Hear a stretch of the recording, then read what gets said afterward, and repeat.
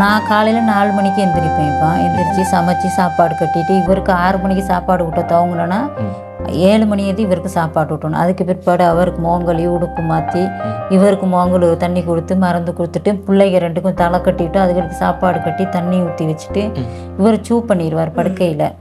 அதை வச்சுட்டு உடுப்பெல்லாம் கழுவி போட்டுவிட்டு 8 மணிக்கு தான் மலைக்கு ஓடுவேன். மலைக்கு போயிட்டு 9 மணிக்கு தேத்தண்ணி குடிக்கிற டைமில் கொஞ்சம் விறகு கொஞ்சம் கட்ட தேடி பேக்குக்குள்ளே வச்சுக்கிறது. மேலே உரக்களை தூக்கிக்கிட்டு வந்துடுவோன்னு சொல்லி. என்னைக்கு இவர் சுகமில்லாமல் படுத்தாரோ ரொம்ப கஷ்டப்பட்டுக்கிட்டு தான் இருக்கேன்.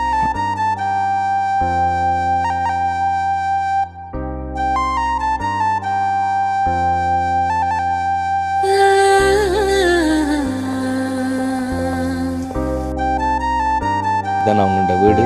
இந்த புறமெல்லாம் வந்துட்டு களியால் தான் செய்து பெயிண்டிங் பண்ணியிருக்காங்க. தண்ணியெல்லாம் வந்துட்டு மழை ஊற்று தண்ணிகள், அதாவது மேலே மலைகள்லேருந்து வர தண்ணிகளை தான் அதிகம் சேகரிப்பாங்க. சாப்பிட்டீங்களா பாப்பா? பாப்பா காலையில் ஊட்டிட்டு போனேன்னா அந்திக்கு வந்து தான் போய் ஊட்டி கொடுப்பேன் நான். காலையில் சாப்பாடு வேலைக்கு போனாரு 7:30 மணிக்கு ஊட்டுறது, நைட்டுக்கு தான் வந்து நான் 7 மணிக்கு ஊட்டி விடுவேன். ஃபிட் வந்து விழுந்துருவாரு. ஃபிக்ஸ் வரும், அவருக்கும் ஃபிட் வரும், இவருக்கும் ஃபிட் வரும், ஹஸ்பண்டுக்கும் ஃபிட் வரும், 2 பேரும் ஃபிக்ஸ் வரும். 2 பேருக்கும் ஃபிட் வந்துடும். இவர் போயிட்டு அப்பா அப்பான்னு எழுப்புவார். இவருக்கா ஒரு 3 ஹவர் மாதிரி யூரிங்கெல்லாம் போயிட்டு அதுக்கு பிற்பாடு சுயநினை வந்தால் தான் எந்திரிப்பார். அப்படி இல்லாட்டி அப்படியே தான் கிடப்பார். வாயில் ரத்தம்லாம் வந்து ஃபிட் வந்து. அப்போ நீங்கள் தான் 2 பேரையுமே கவனிக்கிறீங்க? 2 பேர்த்தையும் கவனிச்சுக்கிட்டு நான் ஒரு ஆள் தான். கணவரையும் பிள்ளையும் 2 பேரையும் நீங்கள் தான் பிள்ளையா பார்த்து கொள்றது. வெளியில் யாராச்சும் உங்கள் குடும்பத்தை பற்றி ஏதாச்சும் பேசுவாங்களே? என்ன சொன்னால் ஒரே குடும்பத்தில் 2 பிள்ளையா பார்த்து கொள்றீங்க, ஒன்று வந்துட்டு கணவரையும் பிள்ளையா பார்த்து கொள்றீங்க, உங்கள்கிட்ட மகனையும் வந்துட்டு அந்த ஒரு நிலைமையெல்லாம் பார்த்துக்கணும். பேய் மாதிரி அலையிறா, புருஷன் அலைஞ்சு புருஷன் படுத்துட்டா இப்போ இவ அலையிறா அப்படின்னு சொல்லி என்னை மிச்ச நேரம் மனநோக்கிற மாதிரி பேசுவாங்க. அதெல்லாம் கணக்கு எடுத்துக்கொள்றதில்ல. நான் எழுந்திருக்கேன். இப்போ நேற்றுலாம் கூட நான் தலைவாக்கலைக்கு ப்ரைவேட்டாக போன நேரம் மனநோக்கிற மாதிரி பேசினாங்க என்னைய. நாய் மாதிரி இங்கேயும் அலைஞ்சிட்டு அங்கேயும் போயிட்டு அலையிட்டு எனக்கு மனசுக்கு அவ்வளோ கவலை. மாப்பிள்ளை படுக்க கண்டு நான் நாய் போயிட்ட பேய்கிட்டலாம் பேச்சுவாங்கன்னு சொல்லி நான் அழுதேன். நேற்று கங்காணிக்கிட்டு ஐயாக்கிட்டே சொல்லிட்டு நான் அழுதேன். நான் என்னால் முடியலை கேட்டுக்கிட்டு. நீங்களும் ஒரு காலத்துல எல்லாம் பார்த்தீங்கன்னா ஒரு சின்ன மழை வந்தால் கூட நான் எஸ்டேட்டுக்கு வேலைக்கு அனுப்ப மாட்டேன். ஒரு நிமிஷம் உங்கள்கிட்ட கையை கட்டுறீங்களா? எல்லாம் வெடிச்சுதான் உளுந்து எடுக்கிறதுங்க, நோண்டி எடுக்கிறேன், பிச்சு தாங்க எடுப்பேன், பிச்சு தான் எடுப்பேன். காயம் பட்டு ஐயோ எனக்கு இதெல்லாம் கொழுந்து பிக்கிறது தான். இப்போ இப்படி காயம் படுறது கைகளில். அதெல்லாம் இது போன கிழமையெல்லாம் அட்டை கடிச்சு இந்த பாருங்க அந்த காயம். இதெல்லாம் அட்டை கடிச்சு மலைகளில். நம்ம கஷ்டப்படுற மாதிரி நம்ம பிள்ளைங்க கஷ்டப்படக்கூடாது, நல்ல நிலைமையில இருக்கணும். நம்ம செத்து போனாலும் நம்ம பிள்ளைங்க நல்ல நிலைமையில கொண்டு போயிட்டு விட்டுடணும் அப்படிங்கிற நோக்கத்துல தான் நினைக்கி கஷ்டப்படுற.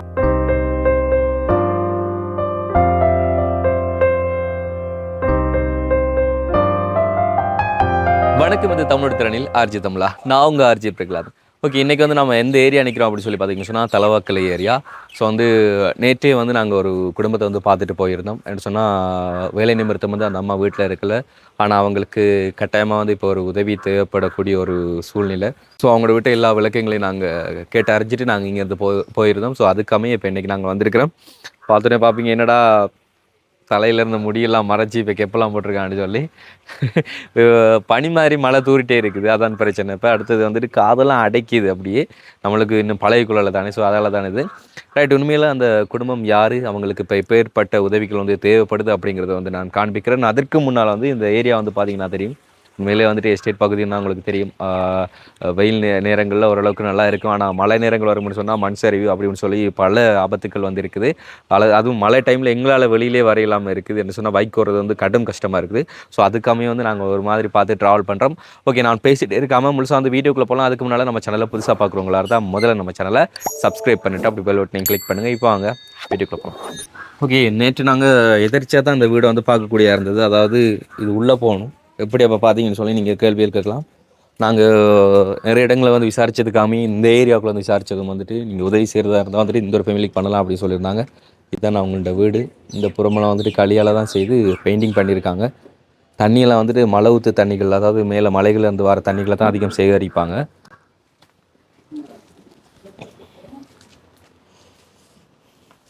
ஸோ இதுதான் வீடு. எல்லாமே வந்து கூட தகரங்கள் தான், ஆனால் பார்க்குறதுக்கு ஓரளவுக்கு நல்லா நீட்டாக வச்சுப்பாங்க.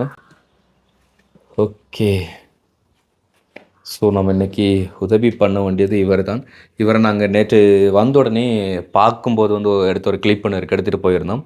ஸோ அந்த ஒரு கிளிப்பை வந்து இப்போ அட் பண்ணுறேன், அதை வந்து பாருங்கள்.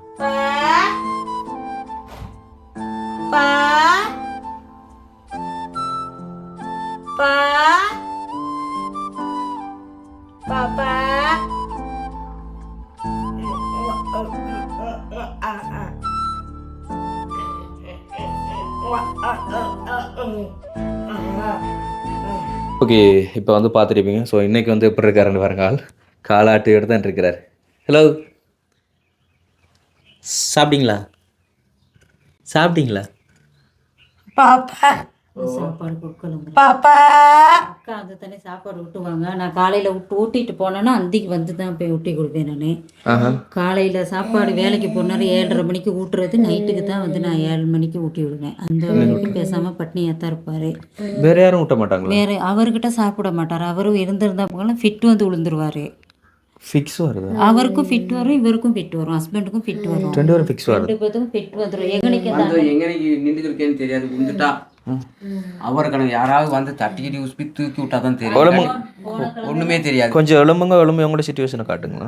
அண்ணாவுக்கும் வந்துட்டு ஒரு பக்கம் வந்துட்டு வாதம் மாதிரி இழுத்து விட்டுட்டு இது எப்போ நடந்தது? என்ன 3 வருஷம் இப்போ 3 வருஷமா ஆகும்.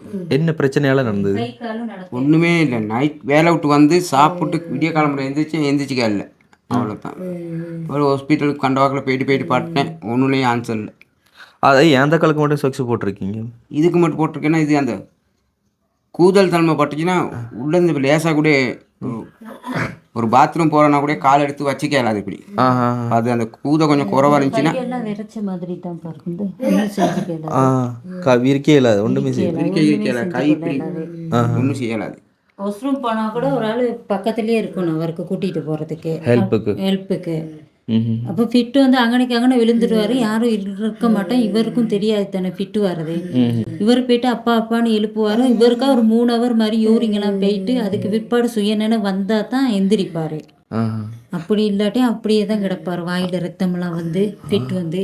அப்போ நீங்கள் தான் 2 பேரையுமே கவனிக்கிறீங்க? 2 பேர்த்தையும் கவனிச்சுக்கிட்டு நான் ஒரு ஆள் தான். கணவரையும் பிள்ளையும் 2 பேரையும் நீங்கள் தான் பிள்ளையா பார்த்துக்கொள்றது. பிள்ளைங்க 3 படிக்கிறாங்க. பெரிய மகை வந்து 12 படிக்கிறாங்க, A-level செய்கிறாரு. மற்றது 10 வயசு, ஒன்றுக்கு 13 வயசு. அவங்க 2 பேரும் ஸ்கூல் போயிட்டாங்க. நேற்று சின்ன மகனுக்கு யூரின் போக இல்லாமல் வருத்தம்னு சொல்லி ஸ்கூல்ட்டு வந்தாலும் தூங்கினாரு. அப்போ சரின்ட்டு நான் வேலைக்காட்டில் இருந்த வாக்கில் டாக்டர்கிட்ட கூட்டிகிட்டு போனதுக்கு அவங்க யூரினில் போயிட்டு எக்ஸ்ட்ரா எடுத்துப்பாங்க சொல்லிடுவாங்க. யூரின் போகிற இடத்துல வலின்னு சொன்னால் நுவர்லி கொண்டுட்டு போக சொன்னாங்க. அதுக்கு பிற்பாடு நான் எஸ்டேட் டாக்டர்கிட்ட இன்னைக்கு 2 நாளைக்கு மட்டும் எனக்கு மருந்து கொடுங்கன்னு சொல்லி 2 நாளைக்கு மருந்து கொடுத்தாங்க. இப்போ அடுத்த வியாழக்கிழமை நுவர்லி கொண்டுட்டு போயிட்டு காட்ட சொல்லியிருக்காங்க அவருக்கு. ஓ அப்போ அதுதான் பிரச்சனை எனக்கு. இவருக்கு பெம்பர்ஸ் தான் போடணும். 17 வயசாக போகுது இவருக்கு. 17 வயசு பெம்பர்ஸே தான் போடுவேன். சில டைம் பெம்பர்ஸ் இல்லாட்டி சும்மா தான் விட்டுட்டு போய் இவருக்கு சூப் பண்ணிட்டாருன்னா கலசனை கரட்ட முடியாது. அம்மனமாக தான் விட்டுட்டு இருக்கிறது. நேற்று நாங்கள் பார்த்து நாங்கள் அம்மனமாக தான் விட்டுட்டு போகிறோம். என்கிட்ட சூப் பண்ணி டொய்லெட் போயிட்டா வீடே அப்பீர் வரணும்னு சொல்லி இப்போ இவர் பழைய துணிகள் எடுத்து வச்சுட்டா தொடச்சிட்டு முப் பண்ணி விட்டுருவாரு. கொஞ்சம் ஏதாவது யார்கிட்டயாவது சொல்லி இந்த பக்கத்து வீட்டுக்காரங்களை கூப்பிட்டு கொஞ்சம் தொடச்சி விட்டுருவாரு. அப்படி இல்லாட்டி நான் வருவதே அப்படியே தான் அந்த இருப்பாரு.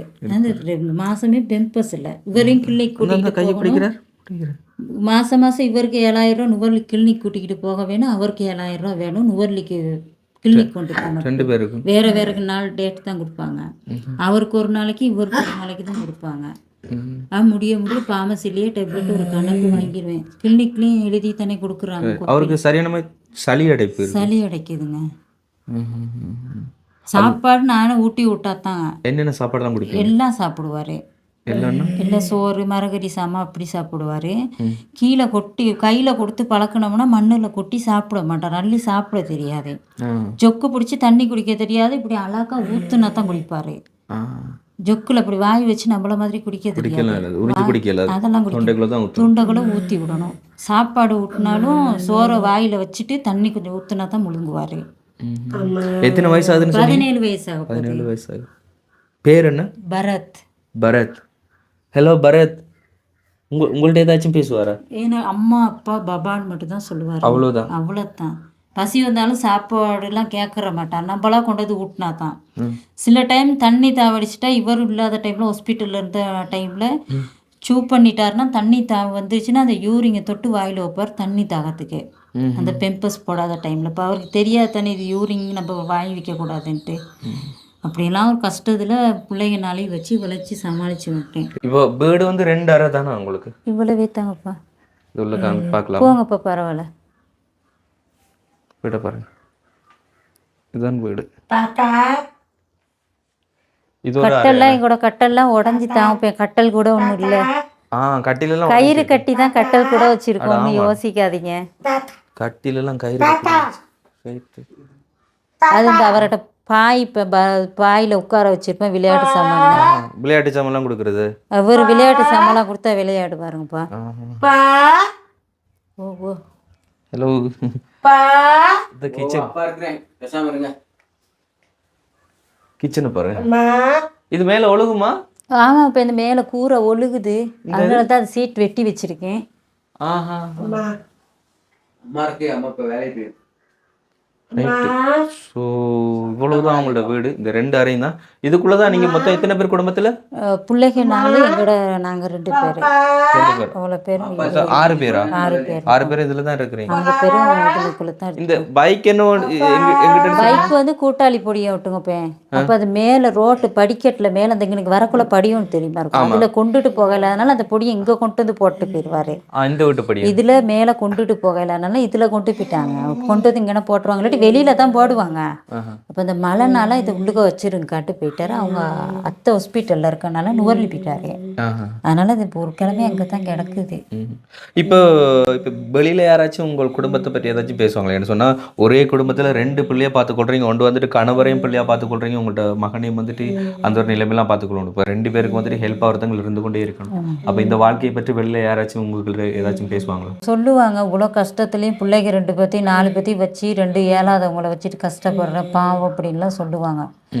எனக்கு கேட்டால் ஆனால் ஹெல்ப் ஒன்றும் இல்லை சொல்லுவாங்க, வார்த்தையெல்லாம் சொல்லுவாங்க, ஹெல்ப் ஒன்றும் பண்ண மாட்டாங்க. சாதாரணமாக அரச கொடுப்பனவுல ஏதாச்சும் கிடைக்குதா உங்களுக்கு? சமுர்த்தியில் கொடுப்பாங்க 1900 இவருக்கு மட்டும் கொடுப்பாங்க. மாதம் 1900 கொடுப்பாங்க. இப்போ அண்ணாவுக்கு வந்துட்டு இந்த வருத்தத்துக்கு வந்து உள்ளாகிறதுக்கு முன்னால் வந்துட்டு எப்படி குடும்பம் போயிட்டு இருந்தது? அப்பையெல்லாம் நல்லா வச்சுருந்தாருங்க. நான் மாதம் 10 நாள் தான் வேலை செய்வேன், மற்றபடி இவருட்டு சம்பளத்தில் தான் நான் குடும்பமே கொண்டு போனேன். என்னைக்கு இவர் சுகமில்லாமல் படுத்தாரோ ரொம்ப கஷ்டப்பட்டுக்கிட்டு தான் இருக்கேன். நேற்று இங்கே செங்கல்ல வேலை விட்டு தலவாக்கலைக்கு போயிட்டு ப்ரைவேட்டாக கொழுந்து எடுத்து 800 காசு கொடுத்தாங்க. அப்போ நீங்கள் பெர்மனண்டாக ஒரு எஸ்டேட்லேயும் வேலையெல்லாம் ப்ரைவேட்டாகவும் வேலைக்கு போயிட்டு அங்கே கொழுந்து எடுத்தால் 1 கிலோ 60 ரூபாய்க்கு கொடுப்பாங்க. அப்போ நேற்று 3:30 மணிக்கு வேலை விட்டு போயிட்டு 6:30 மணி ஆயிடுச்சு. நான் கொழுந்து எடுத்துகிட்டு ப்ரைவேட் தோட்டத்தில் வேலை செஞ்சுட்டு அப்போயே சம்பளத்தை வாங்கிட்டு வந்து வச்சுருந்தேன். பிள்ளைங்களுக்கு பஸ் காசு 3 பேர்த்தும் கொடுக்கணுமே அப்படின்ட்டு அதை கொடுத்தேன். இப்போ படிக்கிற 3 பேர் இருக்கிறாங்க, 3 பிள்ளைங்க படிக்கிறாங்க. அந்த கணவர் பிள்ளை 5 பேரையும் வந்து நீங்கள் சம்பாதிச்சு பார்க்குறேன். பெரிய ஒரு விஷயம் உண்மையில. சில டைமில் நைட்டுக்கு இவங்களெல்லாம் விட்டுட்டு ஃபேக்ட்ரிக்கு வேலைக்கு போயிடுவேன். நைட்டுக்கு ஃபேக்ட்ரிக்கு வேலைக்கு போயிடுவேன். போயிட்டு காலைல 4 மணி 5 மணிக்கு இடையில ஐயா கிட்ட சொல்லிட்டு வந்து சமைச்சு இவங்களுக்கு சாப்பாடை கொடுத்துட்டு திருப்பி போனோன்னா கை காசு பேர் போடுவாங்க. அதில் ஒரு 1000 ரூபா கொடுப்பாங்க சம்பளம். இப்போ இரவு பாராமல் கஷ்டப்பட்டு உழைக்கிறீங்க குடும்பத்திற்காக. இப்போ உங்கள்ட்ட பிள்ளைகள் இந்த சிச்சுவேஷன் குறித்து ஏதாச்சும் பேசுவாங்களா? போய் ஸ்கூல் படிச்சுட்டு இருக்கிறவங்க உங்களோட நிலைமை கருதி பிள்ளைங்கன்னா வீட்டு வறுமையை பற்றி சொல்லுவாங்க. சப்பாத்து கூட 2 பேர்த்துக்கும் காலையில் கிழிஞ்சு போயிடுச்சு. 2 பேர்த்தோட சப்பாத்துலுக்கும் தண்ணி போகுதுன்னு பாபாவும் தம்பி சின்னவரும் சொன்னார். அப்போ நான் சின்னவர் சொன்னார், அம்மா கிட்ட கேட்காதீங்க, அம்மா பாவம் தானே, அம்மா ஒரு ஆள் வேலை செஞ்சுட்டு அப்பாவுக்கும் மருந்து வாங்கணும் எங்களுக்கும் மருந்து வாங்கணும், பஸ் காசுக்கு எங்கே போகும், கேட்காதீங்க தச்சு போட்டுக்குருவோம் அப்படின்னு சொல்லி பாபா காலையில் சொல்கிறாரு தம்பிக்கிட்ட சின்னவர்கிட்ட. அப்போ சின்னவர் காலையில் சொல்கிறாரு, ஷூ வாங்கி இப்போ 1 வருஷமாச்சுங்கம்மா, சொக்ஸு வாங்கி 1 வருஷமாச்சு அப்படின்னு சொல்லி. ட்ரிங்க் பாட்டில் இல்லாமல் பக்கத்து வீட்டில் தான் காலைல ட்ரிங்க் பாட்டில் ஒன்று வாங்கி தண்ணி ஊற்றி கொடுத்தாங்க. பாட்டில் ஒன்று வாங்கி காலைல பக்கத்து வீட்டில் கொடுத்தாங்க. அது டஸ்ட்டுன்னு சொல்லி கொண்டுட்டு போகாமல் வச்சுட்டு போயிட்டாரு. கண்டிப்பாக நார்மலாக வந்து நான் மலையகம் வந்தது நான் நினச்சேன் அநேகமான எல்லாரும் வந்துட்டு கஷ்டப்போட்டில் தான் இருப்பாங்கன்னு சொல்லி. ஆனால் எல்லா வீட்லேயும் வந்துட்டு கணவர் மனைவி பிள்ளைகள் தொழிலுக்கு போகிறதால குடும்பத்தை வந்து மேனேஜ் பண்ணி கொள்கிறாங்க. வீடெல்லாம் பார்க்குறதுக்கு நீட்னஸாகவும் நல்ல ஓரளவுக்கான வசதியாக இருக்கிறாங்க. ஆனால் உங்களோட குடும்ப சுச்சுவேஷனை பார்க்கும்போது இப்போ 5 பேரை வந்து நீங்கள் தனி ஒரு ஆள் வந்து சமாளித்து பார்க்குறதுன்றது வந்துட்டு கொஞ்சம் கஷ்டம் தான். விரவு கூட நான் தான் பேசுகிறேன். விறகு காலையில் வெளிலலாம் போயிட்டு கொஞ்சம் விரவு எங்கிட்ட வந்து பக்கத்தில் காலையில் எந்திரிக்கிறதுலேருந்து நைட்டு வரைக்கும் நீங்கள் என்னென்னலாம் வேலை பண்ணுவீங்க? நான் காலையில் 4 மணிக்கு எந்திரிப்பேன். இப்போ எந்திரிச்சு சமைச்சு சாப்பாடு கட்டிட்டு இவருக்கு 6 மணிக்கு சாப்பாடு விட்ட தவங்கினோன்னா 7 மணி எது இவருக்கு சாப்பாடு விட்டணும். அதுக்கு பிற்பாடு அவருக்கு மோங்கலி உடுப்பு மாற்றி இவருக்கு மோங்கல் தண்ணி கொடுத்து மருந்து கொடுத்துட்டு பிள்ளைங்க 2க்கும் தலை கட்டிவிட்டு அதுகளுக்கு சாப்பாடு கட்டி தண்ணி ஊற்றி வச்சுட்டு இவர் சூ பண்ணிடுவார் படுக்கையில். அதை வச்சுட்டு உடுப்பெல்லாம் கழுவி போட்டு 8 மணிக்கு தான் மலைக்கு ஓடுவேன். மலைக்கு போயிட்டு 9 மணிக்கு தேத்தண்ணி குடிக்கிற டைமில் கொஞ்சம் விறகு கொஞ்சம் கட்ட தேடி பேக்குக்குள்ளே வச்சுக்கிறது. வேலை விட்டு வரக்குள்ள தூக்கிக்கிட்டு வந்துடுவான்னு சொல்லி.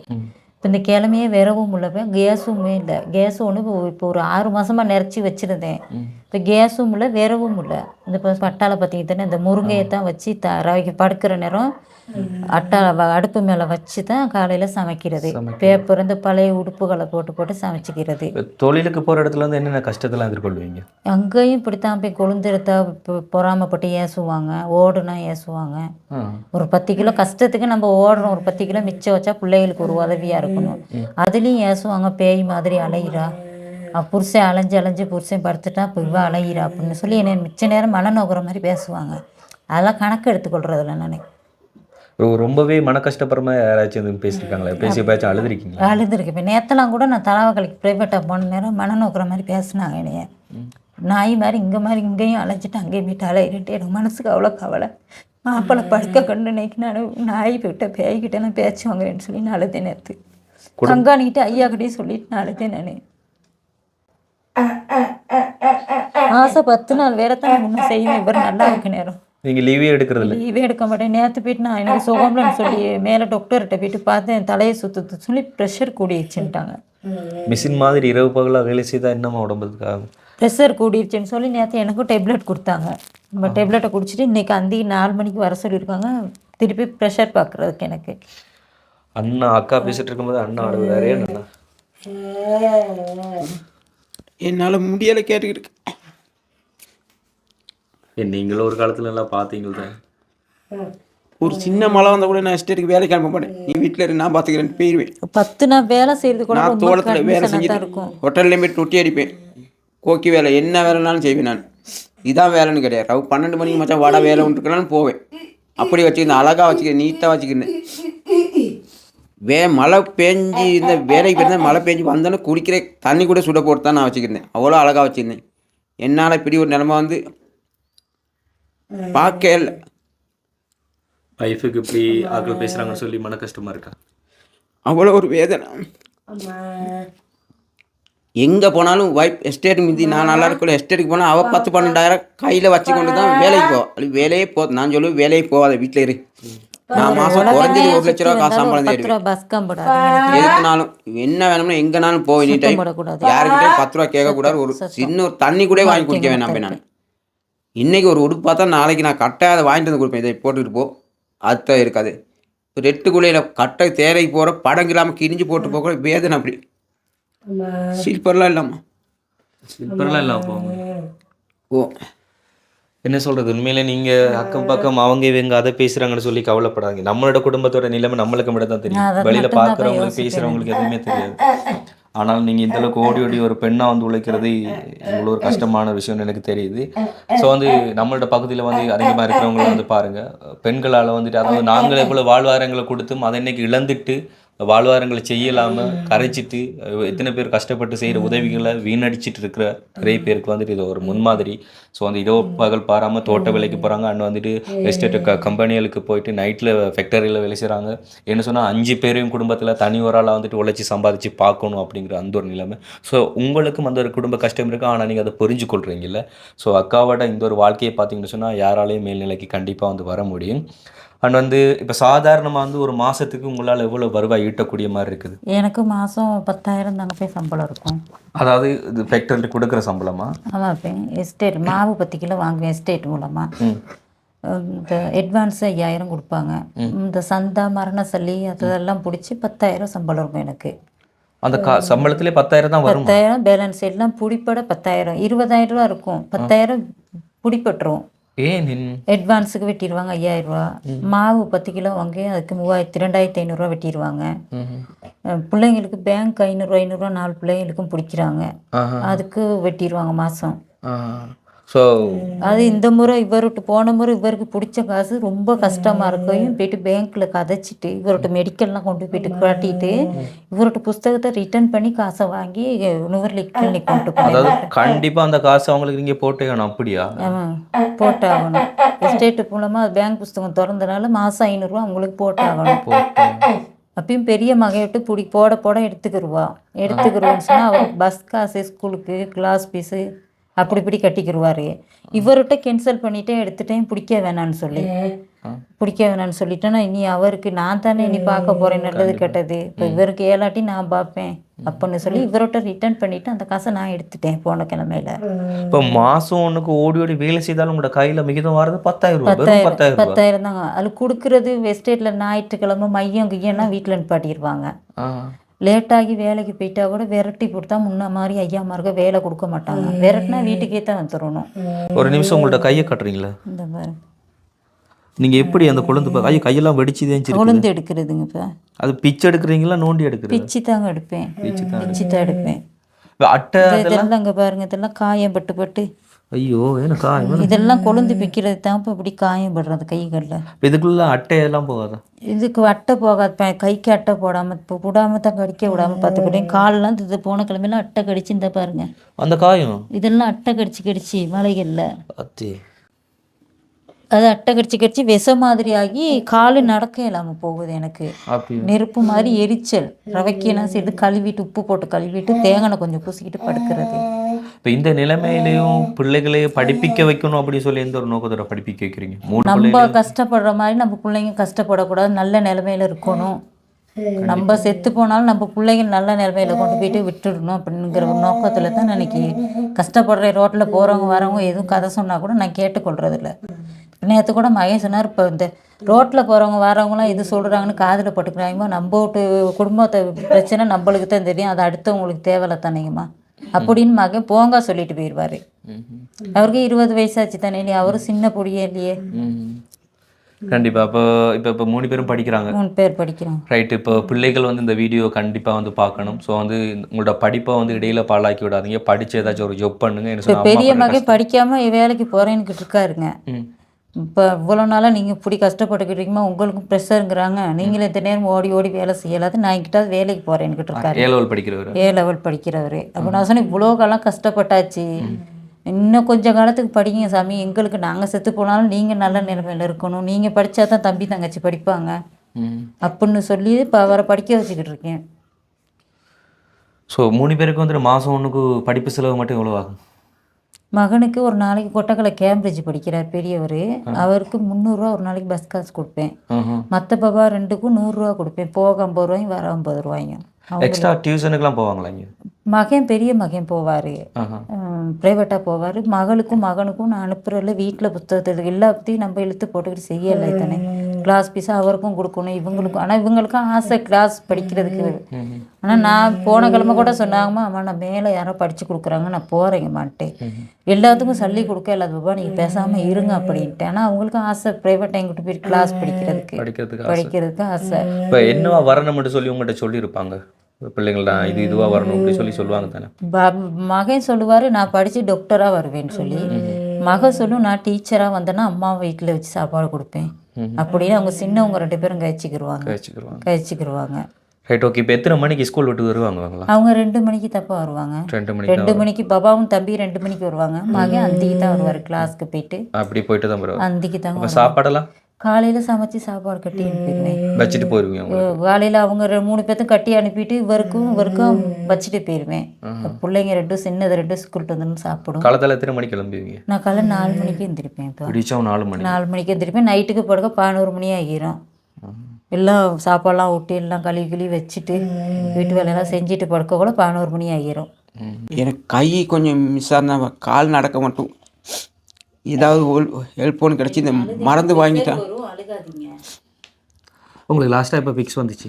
போன கிழமை அந்த இங்கே நிற்க இப்போ நிற்கிற இடத்துல அங்கிட்டு இங்கிட்டு வந்தேன். அந்த வாக்கில் சும்மா ஒரு மாதிரி லேசாக வர மாதிரி இருந்துச்சு. ட்ரை பண்ணி எப்படியாவது புத்தகத்தில் உட்காந்துருவோம், நம்ம உழுவ போகிறோம்னு தெரிஞ்சிச்சு உட்கார ட்ரை பண்ணேன். ஏழு அதுக்காட்டையும் மறுபக்கத்தை அடிச்சு விட்டுருச்சு.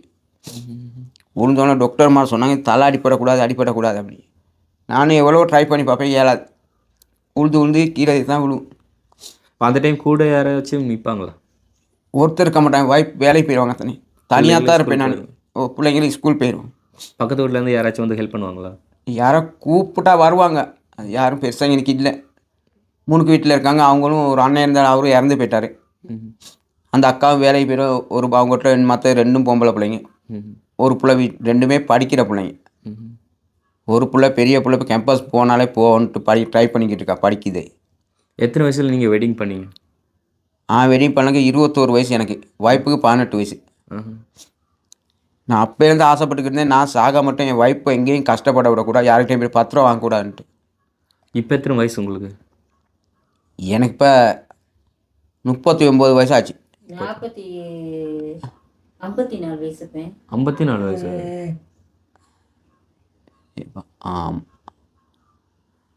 எனக்கு 8ஆம் மாதம் தான் 40 வயசு. உங்களுக்கு 40 வயசு ஆச்சு, உங்களுக்கு 54 வயசு. 54 வயசு ஆக போகுது. ஆனால் இப்போ இந்த வீடு வந்து உங்களுக்கு யார் கொடுத்தா? இது யாரும் கொடுக்க, இது நானே தனியாகவே ட்ரை பண்ணி கட்டிக்கிட்டேன். எஸ்டேட்டில் இடம் கொடுத்தாங்க, நான் எஸ்டேட்டில் வேலை செஞ்சேன். எஸ்டேட் தலைவராகவும் இருந்தேன். எஸ்டேட்டில் இருந்து நான் அந்த என்ன முயற்சினால வீடு ஒன்று நான் அட்டு மாய்த்த கருப்பு ரேட்டில் தனிக்கராச்சிக்குது. அப்புறம் யோசிச்சு சரி நம்மளுக்கு ஆம்பளை பிள்ளைங்க, அவங்கவுங்க அங்கே அடுத்த வீட்டில் போய்ட்டு உட்காரக்கூடாது எதுக்குமே, நம்மளா எப்படியாவது முயற்சி பண்ணி வீடு ஒன்றுனா எஸ்டேட்லேயும் வேலை செய்வேன், ரொட்டி அடிப்பேன், அது இல்லாமல் கம்பி வேலை செய்வேன், பீட்டிங் சைடு போவேன். எந்த தொழில்னாலும் நான் செய்வேன். எங்கேயாவது ஒரு மரம் ஏற சொன்னாலும் ஏறுவேன், அது எவ்வளோ பெரிய மரமாக இருந்தாலும் பரவாயில்ல. ஏறி வெட்டி அதில் 5000 6000 காசு. ஒரு நாளைக்கு 1 ஹவர் நான் உட்காந்துருக்க விரும்ப மாட்டேன். எங்கேயாவது போய்ட்டு ஒரு 10 ரூபா தேட தான் ட்ரை பண்ணுவேன். அப்படி தான் நான் வச்சுக்கிறேன், தேடி வச்சு தான் வாய்ப்பாக வச்சுக்கிருந்தேன். யார் வீட்டுக்கும் போக விட மாட்டேன், பிள்ளைங்களை கூட யாருக்கிட்டையும் போய் 10 ரூபா வாங்க விட மாட்டேன். என்ன தேடி தான் ஆளுங்க வருவாங்க வச்சு என் வீட்டிலேருந்து நான் யாரேன். இப்போ என் வீடு தான் ரொம்பவும் கேவலமாக போச்சு. யாராச்சும் உங்கள் குடும்பம் குறித்து வெளியில் அப்படி அவமரியாதையாக பேசுவாங்களா? பேசுவாங்களா இருக்கும், நிறைய பேர் பேசுவாங்களா இருக்கும். அவன் ஆடின ஆடத்துக்கு தான் இன்றைக்கி இந்த நிலைமையில் இருக்கான் அப்படின்லாம் சொல்லியிருக்கான், என் காதிலே விழுந்துருக்கு. ஆனால் எதிர்த்து கேட்கல, அது கை நமக்கு நல்லா இல்லை, கை சரி கால் நல்லா இருந்தால் எதிர்த்து கேட்கலாம். எதிர்த்து கேட்க வேண்டிய அவசியம்லாம் இல்லை. இவங்களுக்கு நம்ம சொல்ல வேண்டிய ஒரே பதில் நம்ம வாழ்ந்து காட்டுற வாழ்க்கையில் தான் இருக்குது. சரி பரவாயில்ல, வாய்ப்பு கஷ்டப்படுறாங்க தட்டு நான் பேசாமல் வந்துருந்துருவேன். இன்றைக்கி உங்களோட ஏன்னா அவங்க வேலை விட்டு வர்ற நேரம் அவங்ககிட்ட சொன்னால் அவங்களுக்கு கோவம் வரும். அவங்க போய் கேட்டால் அவங்கள மட்டு மரியாதை இல்லாமல் பேசுவாங்க, அதெல்லாம் பாவம்.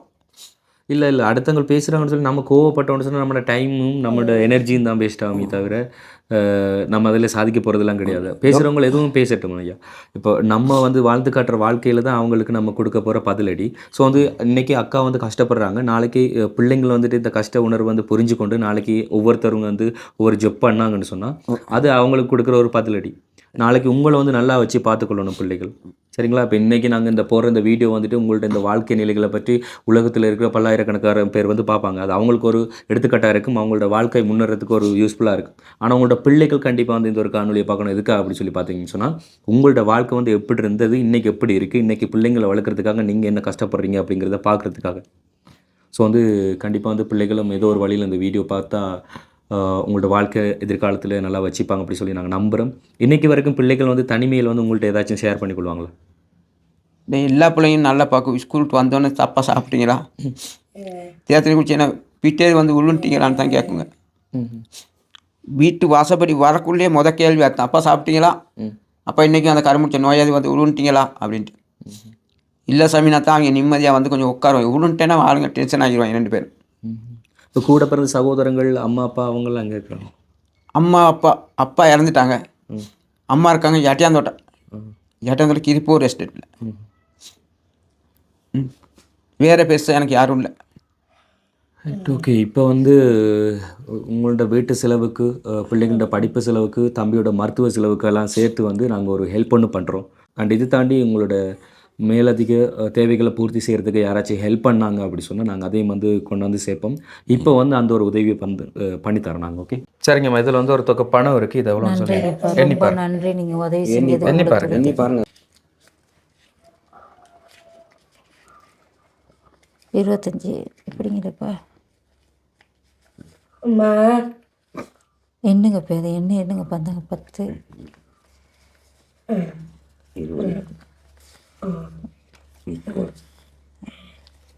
பாப்பா 50,000 50,000 இருக்குது. 50,000 2 பேரும் வந்து உதவி கொஞ்சம் பெரிய பெரிய ரொம்ப உதவி. நன்றிங்கப்பா. ரொம்ப நன்றி. என்னன்னு சொன்னா எனக்கு ஒரு கவலை, நீங்க ஓடியாடி வேலை செய்றீங்க, இன்னைக்கு எங்களால நேற்று லீவும் கூட எடுத்து சொல்லக்கூட கூடாது. நேற்று நம்ம வீட்டில் அரிசியில் சமைக்கிறதுக்கு இது கூட இன்னைக்கு ரொம்ப முந்தா கஷ்டம் நாள் இருந்துச்சு. முந்தா ரொம்ப நாள் கவலையாக தான் காலையில இருந்து பக்கத்து வீட்டில் போயிட்டு 2 ஆனா சில இது அரிசி கேட்டால் கோடி எப்படி கோடி சொல்லுவாங்க, புண்ணியம்.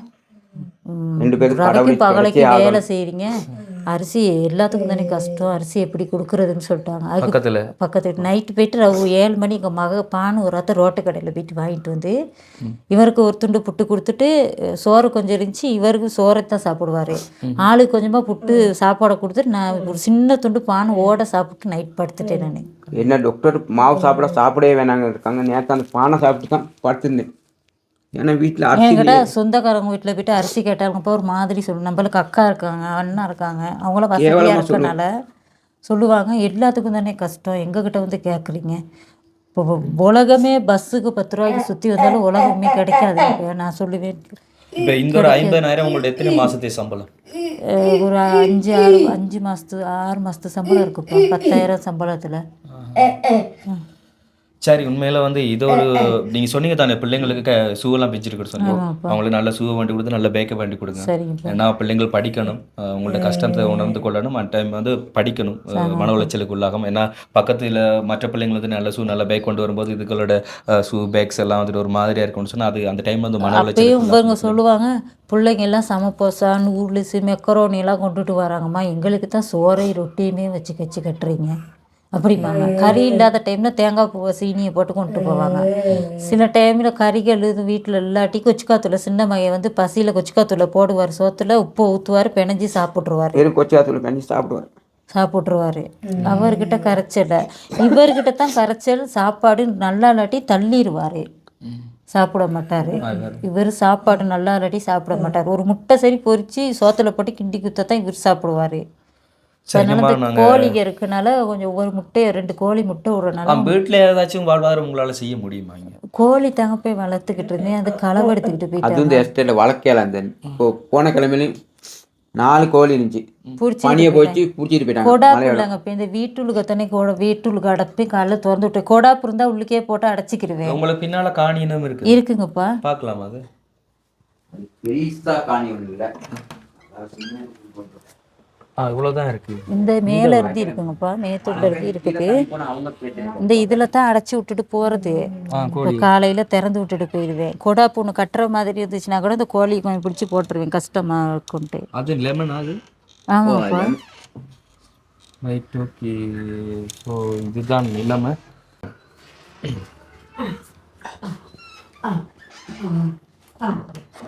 ஓகே, உண்மையில் வந்து இந்த ஒரு ஹெல்ப்பை உங்களை தேடி வந்து நாங்கள் கொடுத்துருந்தாலும் இப்படியான உதவிகளை வந்துட்டு வெளிநாடுகள்லேருந்து தான் பண்ணுவாங்க.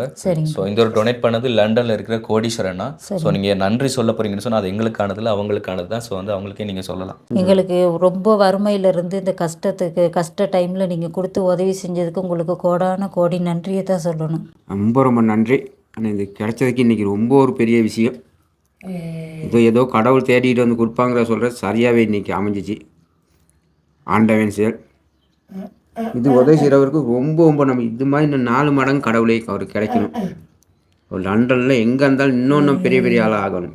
அப்போ தான் என்னோட மனசெல்லாம் நல்லா இருக்கும். ரைட், இப்போ நாங்கள் தேடி வந்து ஹெல்ப் பண்ண மாதிரி வேறு யாராச்சும் உங்களுக்கு ஹெல்ப் பண்ணாங்க? இல்லை இந்த மாதிரி யாருமே ஹெல்ப் பண்ணல. ஒரே ஒரு பொடியை கேம்பஸ் பொடியை ஒருத்தர், அவரும் எஸ்டேட்டில் உள்ளவர் தான்.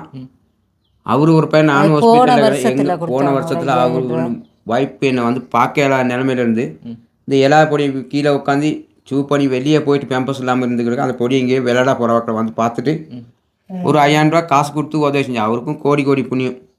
பெம்பஸ் வாங்கி போட்டு பெரிய ஆளு தானே இவர், பிள்ளைங்க ரோட்டில் போவோங்க அப்படின்னு சொல்லி இந்த பொடி 5,000 ரூபா காசு கொடுத்தாரு.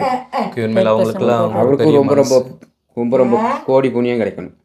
Right, okay. உண்மையில் கோடீஸ்வரனாக்கு வந்து எங்கள்கிட்ட சார்பில் நாங்களும் நன்றிகளை சொல்லிக்கொள்கிறோம். அண்ட் வந்து இவங்களுக்கு மேலதிகமான ஒரு ஹெல்ப் யாராச்சும் பண்ண போகிறீங்க அப்படின்னு சொன்னால் எங்களுடைய டிஸ்பிளே தெரியுற வாட்ஸ்அப் நம்பருக்கு கான்டெக்ட் பண்ணலாம். அண்ட் வந்து எங்களால் பிடிச்சா நாங்கள் வந்து படிக்கிற பிள்ளைகளையும் ஒரு டைமில் வந்து பார்க்குறோம். சரிங்களா? இது தாண்டி இந்த ஒரு வீடியோ உங்களுக்கு பிடிச்சது அப்படி சொன்னால் லைக் பண்ணுங்கள், ஷேர் பண்ணுங்கள், மறக்காமல் நம்ம சேனலை சப்ஸ்கிரைப் பண்ணிவிட்டு அப்படி பெல் பட்டன் கிளிக் பண்ணுங்கள். நாங்கள் இன்னொரு வீடியோவில் சந்திக்கிறோம். நன்றி, வணக்கம்.